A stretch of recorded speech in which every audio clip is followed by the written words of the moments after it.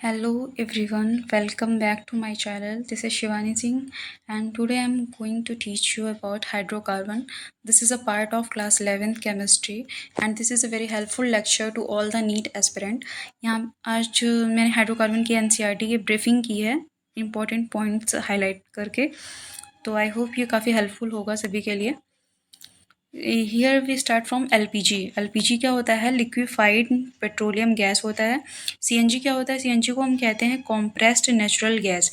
और एलएनजी क्या होता है? लिक्विफाइड नेचुरल गैस होता है। एलपीजी क्या होता है? सिलेंडर्स में इसकी फिलिंग होती है। और सीएनजी क्या होता है? सीएनजी ऑटोमोबाइल्स में ज़्यादातर यूज़ होता है। और एलएनजी आज के टाइम में काफ़ी ज़्यादा यूज़ हो रहा है। और यहाँ पे लिखा है petrol, diesel, kerosene oil are obtain by the fractional distillation of petroleum. Means जो यहाँ पे पेट्रोल, डीजल, केरोसिन ऑयल है, इनका जो रिफाइनिंग मेथड है वो क्या होता है? फ्रैक्शनल डिस्टिलेशन होता है। एलपीजी को हम आज डोमेस्टिक फ्यूल की तरह यूज़ करते हैं क्योंकि इससे जो पॉल्यूशन होता है वो कम होता है। और पहले के टाइम में हम क्या यूज़ करते थे? केरोसिन ऑयल का यूज़ करते थे, जिससे क्या होता था कि पॉल्यूशन ज़्यादा होता था। अब आता है क्लासिफिकेशन। हाइड्रोकार्बन को हम डिफरेंट टाइप्स में हम क्लासीफाई करते हैं। ये डिपेंड करता है कि कार्बन कार्बन के बीच में बॉन्ड कितने पाए जाते हैं। अगर कार्बन कार्बन के बीच में एक सिंगल बॉन्ड पाया जा रहा है तो वो सैचुरेटेड हाइड्रोकार्बन कहलाएगा। अगर एक से ज़्यादा बॉन्ड पाए जा रहे हैं, मीन्स मल्टीपल बॉन्ड पाए जा रहे हैं, तो उसे हम क्या कहेंगे? अनसैचुरेटेड हाइड्रोकार्बन कहेंगे। और नेक्स्ट आता है आपका एरोमेटिक हाइड्रोकार्बन, जिसमें क्या होती है? रिंग पाई जाती है।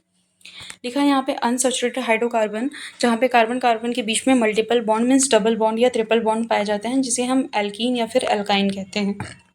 अब आ रहा है एल्कीन्स। एल्कीन्स ऐसे हाइड्रोकार्बन होते हैं जो कि इनर्ट होते हैं नॉर्मल कंडीशन में, क्योंकि ये ना एसिड से रिएक्ट करते हैं, ना बेस से, ना किसी अदर रिएजेंट से। इसी वजह से हम इनको पैराफिन्स कहते हैं। पैराफिन्स का ही मतलब क्या होता है? Little affinity. देखिए यहाँ पे लिखा गया है कि एल्कीन को हम क्या कहते हैं? पैराफिन्स कहते हैं। और पैराफिन्स का मतलब होता है लिटिल एफिनिटी, क्योंकि ये किसी भी रिएजेंट से रिएक्ट नहीं करते हैं। आगे देखते हैं, यहाँ पे दिखाया गया है मीथेन का स्ट्रक्चर। मीथेन के स्ट्रक्चर में जितने भी कार्बन हाइड्रोजन का जो बॉन्ड होता है, उनके बीच का बॉन्ड एंगल 109.5 डिग्री का होता है। और कितने होते हैं? 6 होते हैं। कितने एंगल पाए जाते हैं? 6 एंगल पाए जाते हैं। इसमें जो कार्बन और हाइड्रोजन के बीच में जो बॉन्ड पाया जा रहा है वो कैसा है? सिग्मा बॉन्ड है। देखिए यहाँ पे लिखा है कार्बन हाइड्रोजन के बीच में सिग्मा बॉन्ड पाया जाता है। और ये जो बॉन्ड होता है वो हेड ऑन ओवरलैपिंग से बनता है। इसमें कार्बन का हाइब्रिडाइजेशन क्या होता है? sp3 हाइब्रिडाइजेशन होता है। नेक्स्ट आता है नोमेनक्लेचर एंड आइसोमेरिज्म। आइसोमर्स क्या होते हैं? जिनका मॉलिक्यूलर फार्मूला सेम होता है, लेकिन जो है उनका स्ट्रक्चर क्या होता है? डिफरेंट होता है। और उसी से हम उन्हें अलग अलग नेम देते हैं। जैसे ये कि इसका नाम क्या है? इसका नाम है नॉर्मल ब्यूटेन, क्योंकि यहाँ पे जो कार्बन का अटैचमेंट है वो क्या होता है? वो स्ट्रेट मैनर में ये अरेंज है, इसी वजह से इनका नाम क्या है? Normal butane. देखिए यहाँ पे अब ब्रांचिंग हो गई, इसका नाम चेंज हो गया, इसका नाम हो गया 2 मिथाइल प्रोपेन, या फिर इसका अदर नाम है आइसोब्यूटेन। अब यहाँ पे प्रोपेंटीन का स्ट्रक्चर दिखाया गया, इस तरीके से ब्रांचिंग करके इसके स्ट्रक्चर को बदल बदल करके दिखाया गया है। तो यहाँ लिखा है since difference in the properties due to the difference in their structure that is called the structural isomerism. बोल रहा है कि इनका स्ट्रक्चर डिफरेंट है, इसी वजह से इनकी प्रॉपर्टीज़ में हमें डिफरेंस देखने को मिल रहा है।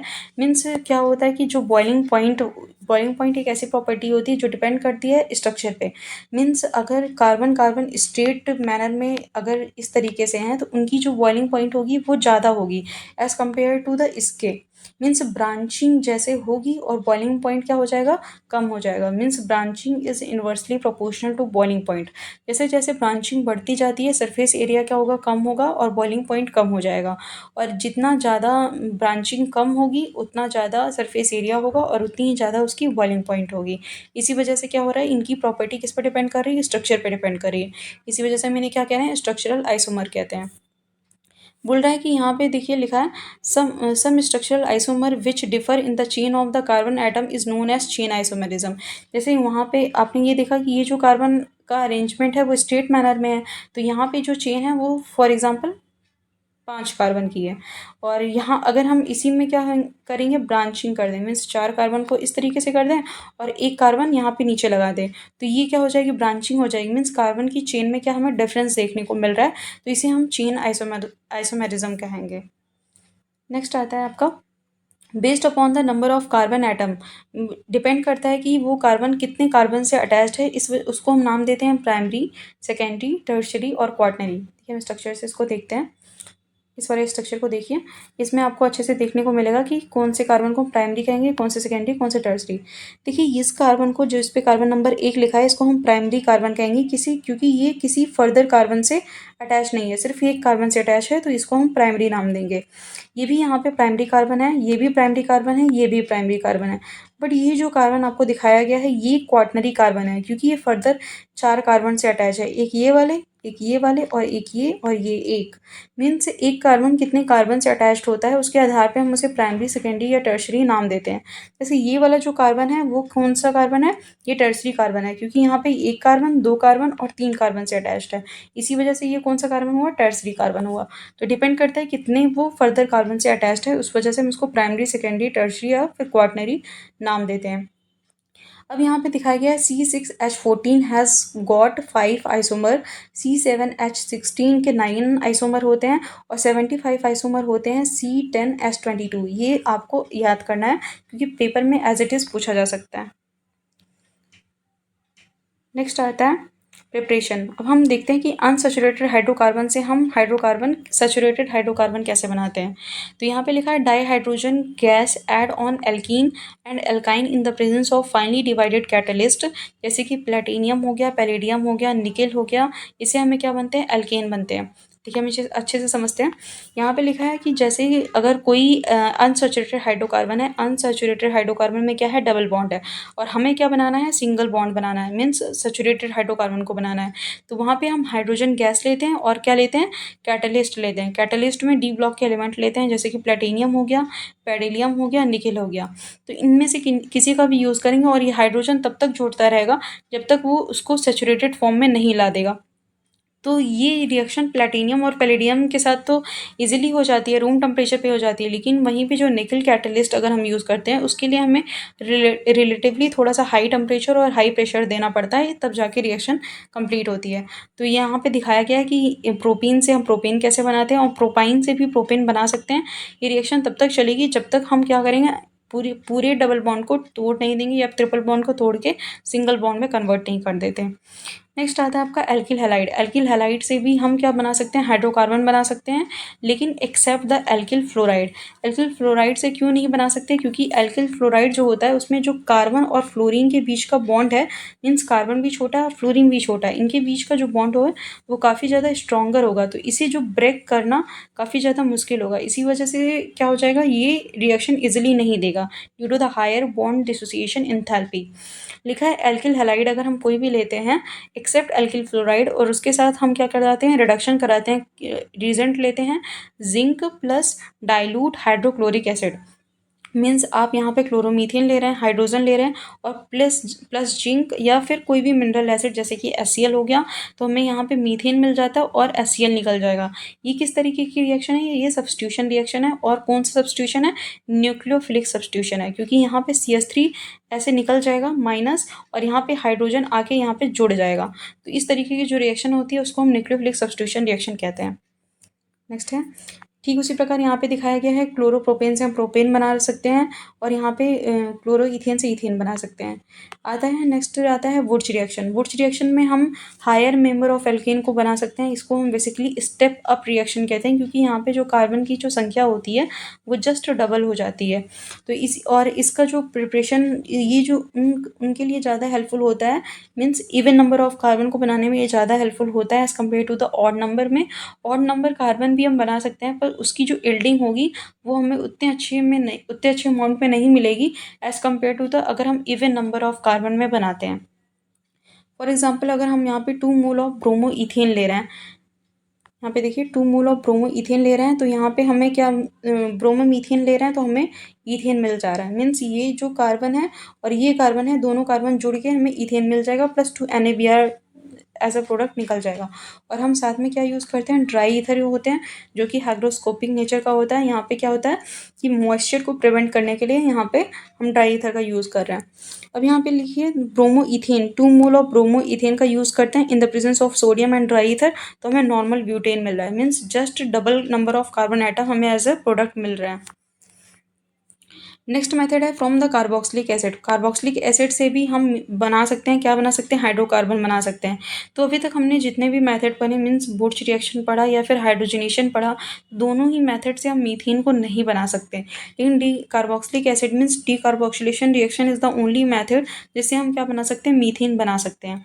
तो इसमें क्या करते हैं हम, इसमें हम लेते हैं सोडा लाइम। सोडा लाइम किसका मिक्सचर होता है, सोडा लाइम मिक्सचर होता है sodium hydroxide plus calcium oxide का। ये यहाँ पे दिखाया गया है, देखिए सोडियम हाइड्रोक्साइड और कैल्शियम हाइड्रोक्साइड के मिक्सचर को हम क्या कहते हैं, सोडा लाइम कहते हैं। तो यहाँ पे एलिमिनेशन होता है किसका, कार्बन डाइऑक्साइड का, इसी वजह से हम इसको डीकार्बोक्सिलेशन रिएक्शन कहते हैं। तो यहाँ पे हम सोडियम सॉल्ट ऑफ एसिड लेते हैं, यहाँ पे क्या लिया है, सोडियम इथेनोएट लिया गया है, और प्लस NaOH और calcium oxide, that is called the soda lime. तो यहाँ पे मीथेन निकल जा रहा है एज अ प्रोडक्ट, और यहाँ पे बाई प्रोडक्ट Na2CO3 बन रहा है।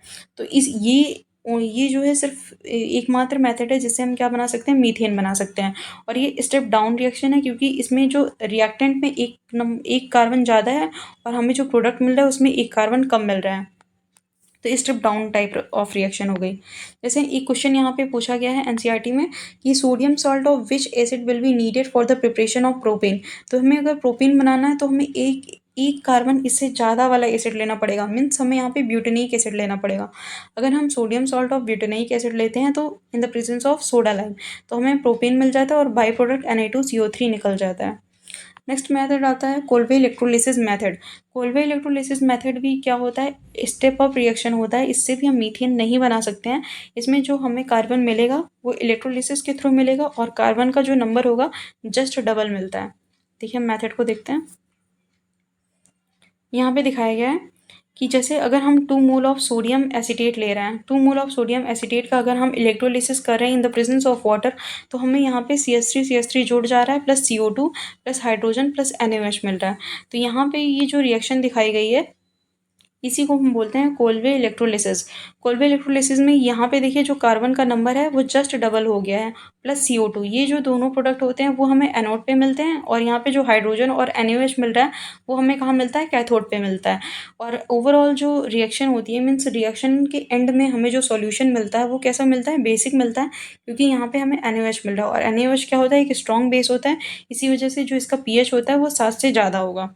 तो ये क्वेश्चन आ गया है कि यहाँ पे जो हमें इलेक्ट्रोलिसिस के दौरान हाइड्रोकार्बन मिलता है और CO2 मिलता है वो कहाँ मिलता है, एनोड पे मिलता है, और यहाँ पे जो हमें हाइड्रोजन और NaOH या फिर KOH मिल रहा है वो कहाँ मिलता है, कैथोड पे मिलता है। अब हम एल्कीन की फिजिकल प्रॉपर्टी के बारे में देखेंगे कि जो एल्कीन होता है वो ऑलमोस्ट नॉन पोलर मॉलिक्यूल होता है, क्योंकि यहाँ पे जो कार्बन कार्बन और कार्बन हाइड्रोजन के बीच में जो बॉन्ड होते हैं वो कैसे होते हैं, कोवेलेंट नेचर के होते हैं, और इनके बीच में जो इलेक्ट्रोनेगेटिविटी का जो डिफरेंस होता है वो काफ़ी कम होता है। इसी वजह से हम इन्हें नॉन पोलर ऑफ मॉलिक्यूल कहते हैं।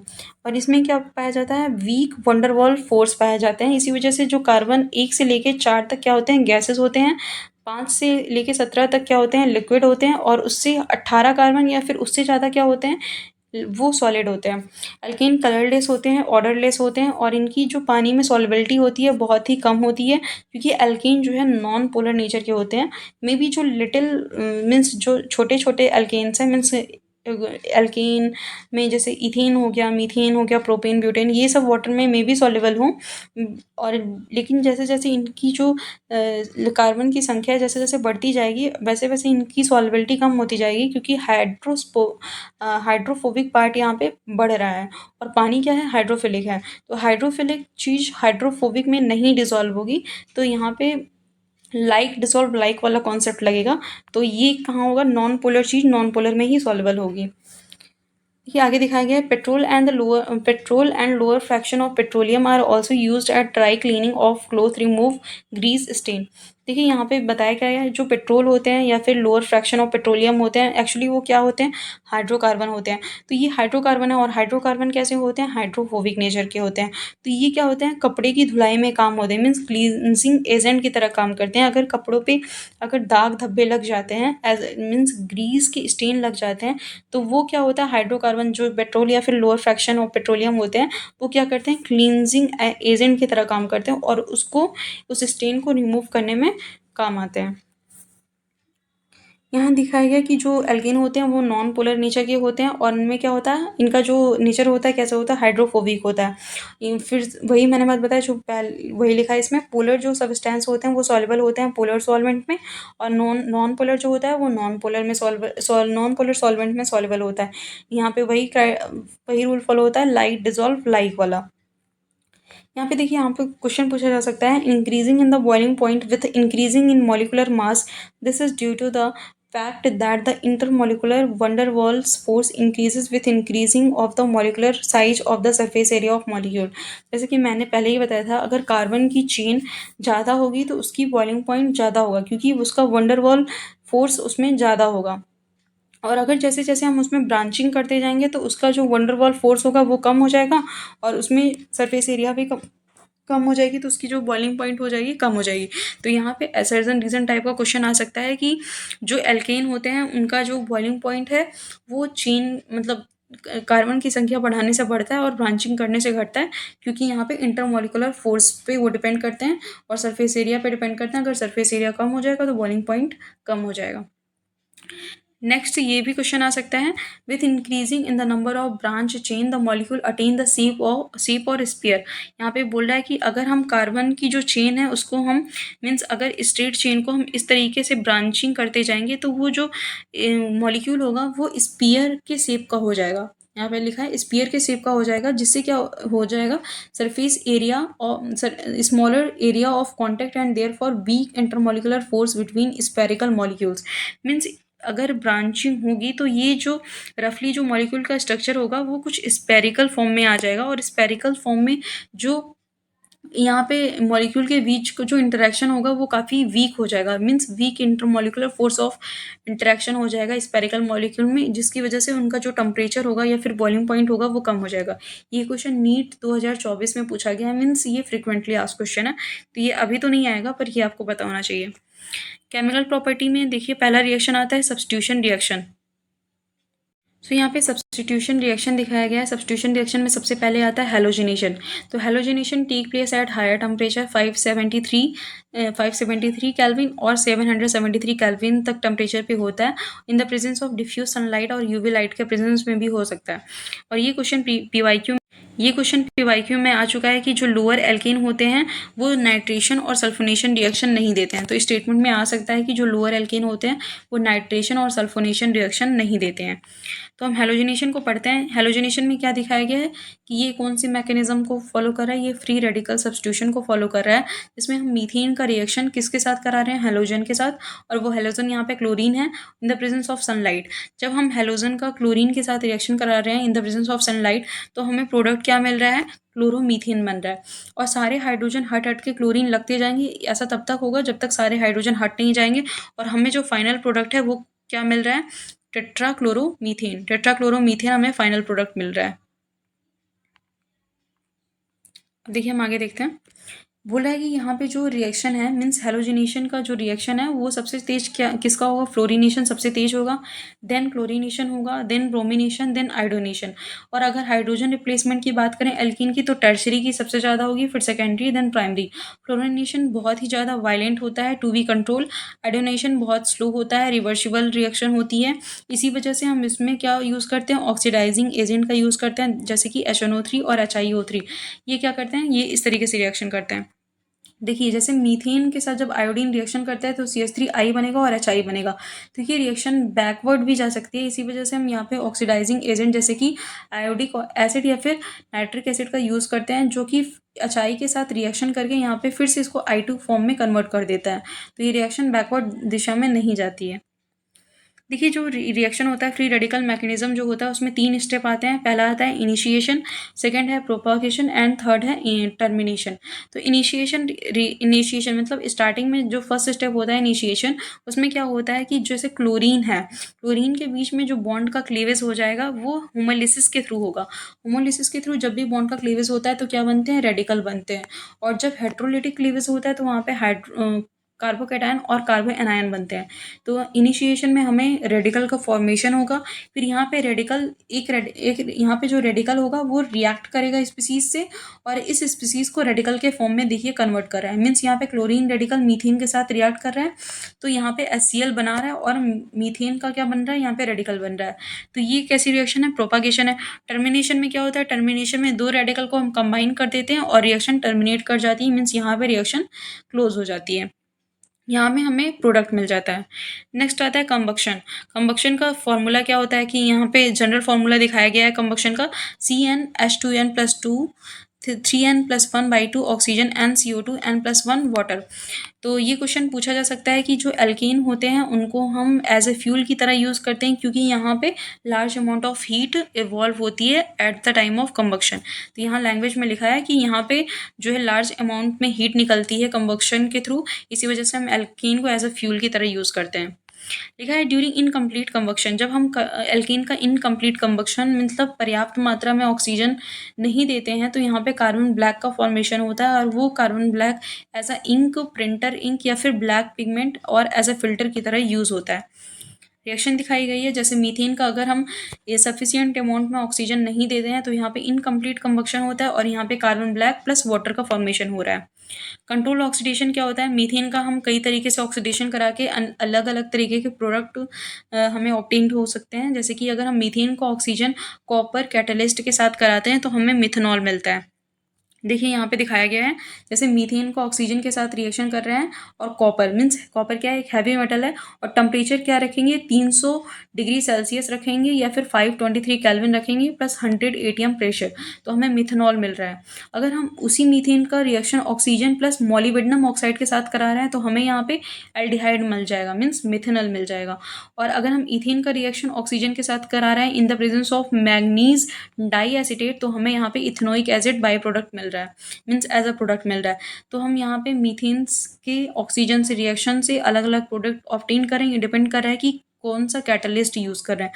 अगर हम कॉपर यूज़ कर रहे हैं तो हमें मिथेनॉल मिल रहा है, मीन्स अल्कोहल मिल रहा है, और अगर हम मोलिब्डेनम ऑक्साइड यूज़ करें तो हमें एल्डिहाइड मिल रहा है। अगर हम मैग्नीज एसीटेट यूज़ करें तो हमें क्या मिल रहा है, कार्बोक्सिलिक एसिड मिल रहा है। नेक्स्ट आ रहा है, यहाँ पे लिखा है कि ordinary alkane resist oxidation, means alkane क्या होता है, उनका ऑक्सीडेशन नहीं होता है, but alkane having the tertiary hydrogen atom can be oxidise to corresponding alcohol by potassium permanganate. तो यहाँ पे लिखा है जो टर्सरी, जनरली क्या होता है कि जो एल्केन होते हैं उनका ऑक्सीडेशन नहीं होता है, लेकिन जो एल्केन जिनमें टर्सरी हाइड्रोजन होता है उनका अगर हम strong oxidising agent that is called the potassium permanganate के साथ रिएक्शन कराते हैं तो हमें वहाँ पे टर्सरी एल्कोहल मिल जाता है। नेक्स्ट है आपका आइसोमेराइजेशन। आइसोमेराइजेशन में क्या होते हैं कि अगर हम स्ट्रेट चेन है, जैसे कि फॉर एग्जांपल यहाँ पे दिखाया गया है नॉर्मल हेक्सेन। नॉर्मल हेक्सेन में ब्रांचिंग हो जाती है in the presence of anhydrous AlCl3 plus HCl। तो आइसोमेराइजेशन का सिर्फ एक ही कॉन्सेप्ट है, अगर कोई स्ट्रेट चेन है, अगर हमें उसमें ब्रांचिंग इंट्रोड्यूस करनी है तो हमें कैटलिस्ट यूज़ करना पड़ेगा anhydrous AlCl3 plus HCl। Next reaction आती है एरोमेटाइजेशन। एरोमेटाइजेशन में क्या होता है, जैसे यहाँ पे लिखा है डीहाइड्रोजनेशन, मीन्स यहाँ पे हमें हाइड्रोजन को निकालना है, और डी मतलब क्या होता है कि रिमूवल, किसका रिमूवल, हाइड्रोजन का रिमूवल, इस वजह से इसका नाम दिया गया है डीहाइड्रोजनेटेड, और इसी को हम एरोमेटाइजेशन या फिर रिफॉर्मिंग कहते हैं। जैसे कोई स्ट्रेट चेन है तो उसे अगर हमें एरोमेटिक हाइड्रोकार्बन में, मीन्स उसमें हमें एरोमेटिसिटी लानी है तो हमें कुछ कैटलिस्ट का यूज़ करना पड़ता है, जैसे क्रोमियम का ऑक्साइड, वैनेडियम का ऑक्साइड ले सकते हैं, मोलिब्डेनम का ऑक्साइड ले सकते हैं, और टेम्परेचर कितना रखेंगे 773 केल्विन, और 10 से 20 एटमॉस्फेरिक प्रेशर लेंगे। तो इससे क्या हो जाएगा, नॉर्मल हेक्सेन जो हमें यहाँ पे दिखाया गया है वो बेंजीन में कन्वर्ट हो जा रहा है। इसी को हम क्या करते हैं, कहते हैं एरोमेटाइजेशन या फिर रिफॉर्मिंग कहते हैं। देखिए यहाँ पे रिएक्शन विथ स्टीम दिखाया गया है। जब मीथेन वाटर के साथ रिएक्शन करता है इन द प्रेजेंस ऑफ निकल, तो यहाँ पे CO प्लस हाइड्रोजन बनता है। तो एक्चुअली में जो मीथेन है वो क्या होता है, इसके पास d ऑर्बिटल नहीं होते हैं। जब d ऑर्बिटल नहीं है तो ये फिर रिएक्ट नहीं कर सकता वाटर के साथ, लेकिन यहाँ पे वाटर नहीं, हम इसको वाटर को इतना ज़्यादा टेम्परेचर पे लेते हैं। देखिए यहाँ पे 1200 मतलब 1273 केल्विन इतना टेम्परेचर लिया गया है, तो यहाँ पे वाटर क्या बन जाएगा, स्टीम बन जाएगा। तो यहाँ पे मीथेन फिर स्टीम के साथ रिएक्शन कर सकता है। इन द प्रेजेंस ऑफ निकल कैटलिस्ट तो क्या बनेगा, कार्बन मोनोऑक्साइड प्लस 3H2। इसी को हम क्या, कौन सी गैस कहते हैं, सिंथेसिस गैस कहते हैं। अब आता है नेक्स्ट पायरोलिसिस। पायरोलिसिस में मेनली क्या होता है, हम हाइड्रोकार्बन का डिकम्पोजिशन करते हैं और इसमें क्या होता है, हमें हाइड्रोकार्बन स्मॉलर फ्रैगमेंट में मिलता है और इसी को पायरोलिसिस या फिर क्रैकिंग कहते हैं।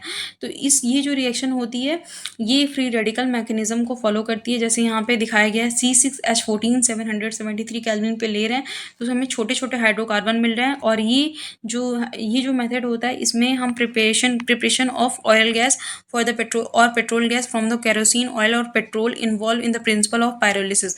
मीन्स यहाँ पे जो बोल रहा है कि ऑयल गैस या फिर पेट्रोल गैस हमें जो मिलता है केरोसिन ऑयल या फिर पेट्रोल से, वो किस प्रिंसिपल पे बेस्ड होता है, वो बेस्ड होता है पायरोलिसिस पे। तो ये क्वेश्चन आ सकता है। नेक्स्ट है आपका कन्फर्मेशन। देखिए कन्फर्मेशन क्या होता है, कन्फर्मेशन मीन जो कार्बन कार्बन सिंगल बॉन्ड होता है उसके चारों तरफ फ्री रोटेशन होता है। तो लिखा है this permit free rotation about carbon carbon single bond, this rotation result into the different special arrangement of atom in space which can change into one another. इसमें क्या होता है कि जो कार्बन कार्बन का जो रोटेशन होता है वो फ्री होता है, तो एक स्ट्रक्चर दूसरे स्ट्रक्चर में बदलता रहता है। और स्पेशल अरेंजमेंट होता है एटम्स का which can be converted into the one another by rotation around carbon carbon single bond. इसी को हम कन्फर्मेशन या फिर कन्फर्मर या फिर रोटामर कहते हैं। तो इसके 3 नाम हैं, या तो कन्फर्मेशंस कह सकते हैं या फिर कन्फर्मर कहें या फिर रोटामर्स कहें। तो अगर हमें पूछा जाता है कि अल्कीन की कितनी कन्फर्मर मिलेंगे, तो वो उसका आंसर आएगा इन्फिनाइट। मीन्स अगर हम थोड़ा थोड़ा कार्बन को फ्रीली रोटेट करते रहें तो हमें इन्फिनाइट नंबर में कन्फर्मर या फिर रोटामर्स मिल सकते हैं। तो यहाँ पे जो कार्बन कार्बन सिंगल बॉन्ड के अराउंड जो रोटेशन होता है वो कम्प्लीटली फ्री होता है। और यहाँ पे जो थोड़ी इसमें क्या होता है, it is hindered by the small energy barrier of 1 to 20 kilojoule per mole due to the weak repulsive interaction between the adjacent bond. Such type of repulsive interaction is called the torsional strain. इसमें क्या होता है कि एक hydrogen दूसरे hydrogen से क्या होता है, रिपल करता है। एक कार्बन दूसरे कार्बन से रिपल करता है और उस रिपल्सिव इंटरेक्शन को हम टॉर्शनल स्ट्रेन के नाम से जानते हैं। देखिए यहाँ पे कन्फर्मेशन ऑफ ईथीन बताया गया है। कन्फर्मेशन ऑफ ईथीन में क्या होता है, इन्फिनाइट नंबर ऑफ कन्फर्मेशन बनेंगे ईथीन के। और इन मेनली 2 फेमस है, एक इक्लिप्स्ड होता है और एक स्टैगर्ड होता है। इक्लिप्स्ड क्या होता है कि इसमें जो स्टेबिलिटी होती है बहुत ही कम होती है, इक्लिप्स्ड की स्टेबिलिटी काफ़ी कम होती है। जो स्टैगर्ड होते हैं उसकी स्टेबिलिटी काफ़ी ज़्यादा होती है। और उसके बीच इक्लिप्स्ड और स्टैगर्ड्स के बीच में जितने भी स्ट्रक्चर बनते हैं उसको हम स्क्यू कहते हैं। तो बोला है any other intermediate conformation is called skew conformation. अगर हम कन्फर्मेशन की स्टेबिलिटी की बात करें तो स्टैगर्ड की स्टेबिलिटी सबसे ज़्यादा होती है, क्योंकि वहाँ पर जो रिपल्सिव फोर्स होंगे वो मिनिमम होंगे, उनकी जो एनर्जी होगी मिनिमम होगी और उनकी स्टेबिलिटी ज़्यादा होगी as compare to the eclipse. Eclipse में उल्टा होता है, यहाँ पे रिपल्सिव फोर्सेस ज़्यादा होते हैं, एनर्जी मैक्सिमम होती है, स्टेबिलिटी मिनिमम हो जाती है। देखिए यहाँ पे दिखाया गया कि स्टैगर्ड फॉर्म में लीस्ट टॉर्शनल स्ट्रेन होता है इक्लिप्स्ड की तुलना में। इक्लिप्स्ड में मैक्सिमम टॉर्शनल स्ट्रेन पाया जाता है। Staggered conformation is more stable then the eclipsed conformation. तो इसमें क्या होता है, अगर हम जब बॉन्ड का फ्री रोटेशन कराते हैं तो इसमें जो बॉन्ड एंगल होता है, बॉन्ड लेंथ होता है, किसी पे कुछ भी फ़र्क नहीं पड़ता है। बस यहाँ पे टॉर्शनल स्ट्रेन या फिर डाइहेड्रल एंगल चेंज होते रहते हैं और बाकी बॉन्ड की लेंथ और बॉन्ड के एंगल पे कोई फ़र्क नहीं पड़ता है। Intermolecular collision, thus it can be said that rotation about the carbon-carbon single bond in ethene is a complete, almost free for all practical purpose. It has not been possible to separate and isolate different conformation isomer of ethene। मतलब ethene के जितने भी isomer हैं उनको हम क्या कर सकते हैं, उनको हम आइसोलेट नहीं कर सकते हैं, सेपरेट नहीं कर सकते हैं। मीन्स जो कन्फर्मर्स होते हैं उनको हम सेपरेट नहीं कर सकते, एक दूसरे से अलग नहीं कर सकते। और इसमें जो बॉन्ड एंगल और बॉन्ड लेंथ होते हैं सब हर मॉलिक्यूल में हर स्ट्रक्चर में सेम होंगे, बस इसमें डायहेड्रल एंगल चेंज होते रहते हैं। उसी के आधार पर हम उसकी स्टेबिलिटी बताते हैं। Thank you so much everyone. If you like the video then don't forget to subscribe my channel.